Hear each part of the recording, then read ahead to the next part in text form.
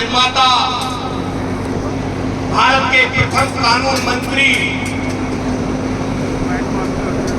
Bharat Ratna doctor Bhimrao Ambedkar ji के चरणों में नमन करते हुए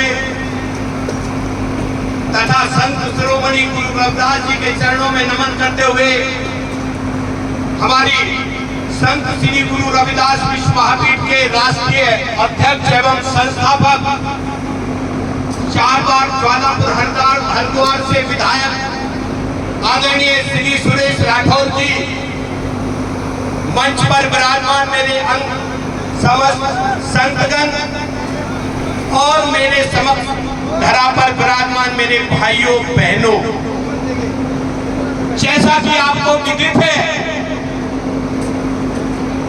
कि बाबा साहब का जीवन बड़े संघर्ष में व्यतीत हुआ था।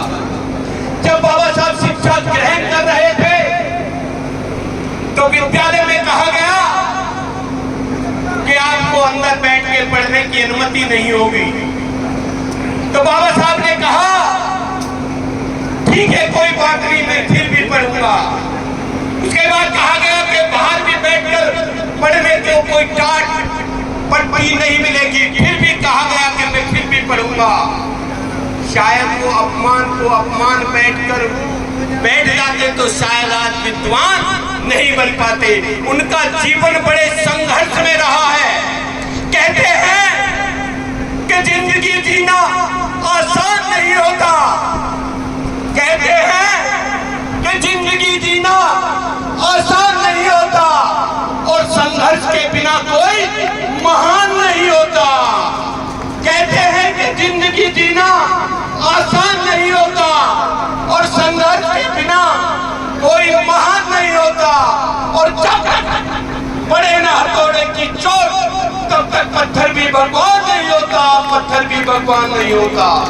और यूं तो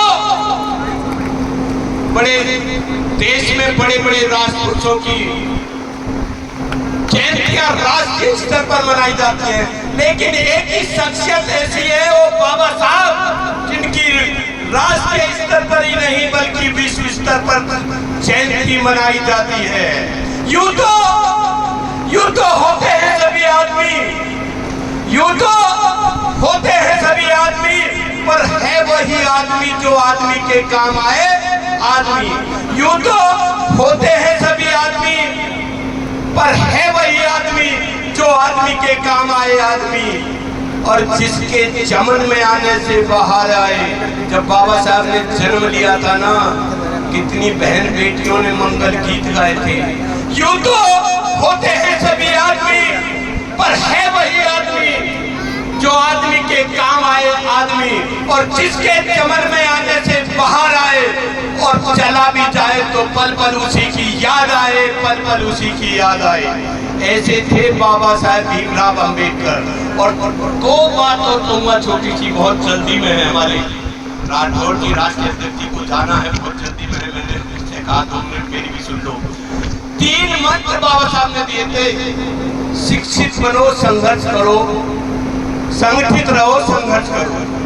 शिक्षा, ध्यान से सुन लेना दोस्तों, शिक्षा वैसे का दूध है, जिसको जितना पिएगा उतना ही दहाड़ेगा।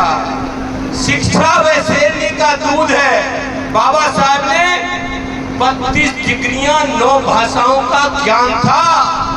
तो शिक्षा को जितना ग्रहण करोगे, क्योंकि धन कई प्रकार के होते हैं, आपने देखा होगा, रुपया, पैसा, धन, पशुधन और विद्याधन। सारे धन कोई ना कोई बांट लेगा, राठौर जी बांट लेंगे, भैया बांट लेगा, बाप बांट लेगा, माँ बांट लेगी। लेकिन विद्याधन एक ऐसा धन है जिसको जितना ग्रहण करोगे उतना ही बढ़ेगा, जितना खर्च करोगे वो उतना ही बढ़ेगा। कभी घटता नहीं है, कभी खत्म नहीं होता। और संगठित रहो। अभी मैं करनाल का उदाहरण बता रहा हूँ। करनाल में एक अंगूर वाला अंगूर बेच रहा था। कुछ खुले में अंगूर थे, कुछ बंदे गुच्छे में अंगूर थे। मैंने कहा भाई क्या कीमत है, क्या भाव है? तो उसने कहा खुले हुए अंगूर बोला 80 रुपए किलो, जो गुच्छे में बंधे थे बोला 160 रुपए किलो। मैंने कहा तो भाई इतना अंतर क्यों? तो उस बेचने वाले ने बहन जी कहा, अंतर कुछ नहीं है बाबूजी, ये संगठित नहीं रह पाए इसलिए इनकी कीमत आधी 80 रुपए रह गई, और ये अंगूर संगठित है इसलिए इनकी कीमत दुगनी हो गई। इसलिए आप संगठित रहोगे, दुगनी कीमत कराओगे ना, तो जोरदार तालियों के साथ स्वागत करो। आप संगठित रहना हमेशा।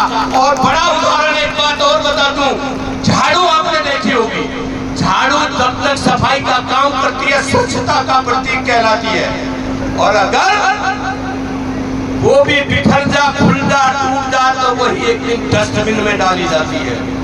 यानी मेरा कहने का मतलब यह है, संगठन में बड़ी ताकत होती है।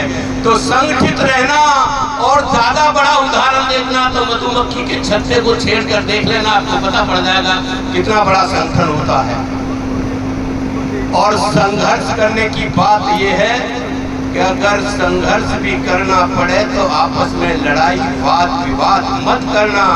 लड़ना पड़े तो विधानसभा या लोकसभा राठौड़ जी की तरह लड़ जाना, और अपना नाम रोशन करने के साथ साथ अपने परिवार और समाज का भी नाम रोशन कर जाना। कहने को तो बात बहुत है, लेकिन आज आप सब लोगों का जो दर्शन कराया, मिलने का जो सौभाग्य प्राप्त हुआ, वो निर्गुण दास जी इनके निमंत्रण पर मैं आया। जोरदार तालियां इनके साथ, इतना अच्छा सत्संग कराया।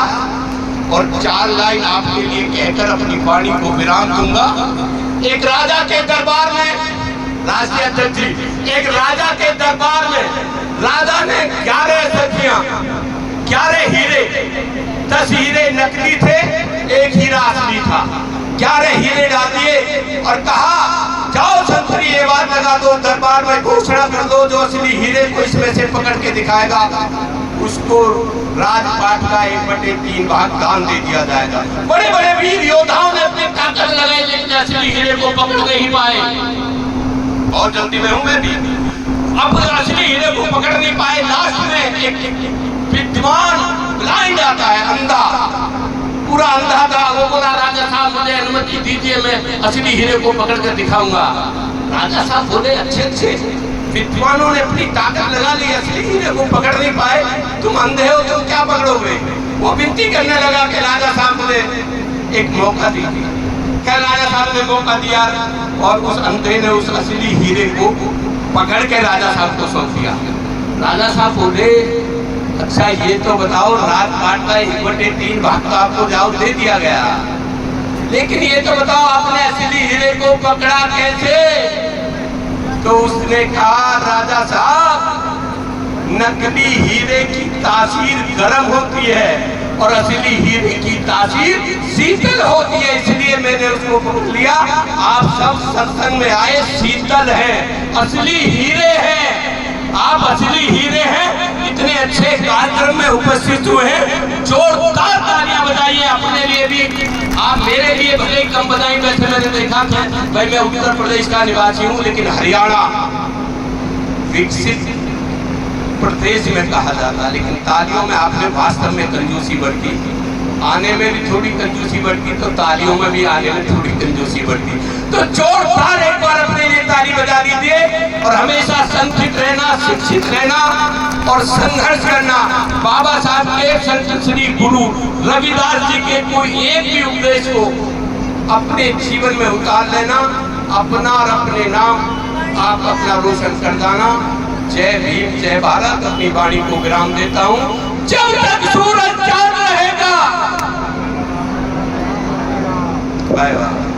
जब तक सूरज चांद रहेगा, बाबा तेरा नाम रहेगा, जब तक सूरज चांद रहेगा, बाबा तेरा नाम रहेगा। आपके बाबा साहब नहीं थे क्या? आपके नहीं थे? बाबा साहब ने क्या नहीं दिया आपको? संविधान दिया, मौलिक अधिकार दिए। तो जोर से बोलो ना, जब तक सूरज चांद रहेगा, बाबा तेरा नाम रहेगा। डॉक्टर बी आर अम्बेडकर अमर रहे, अमर रहे।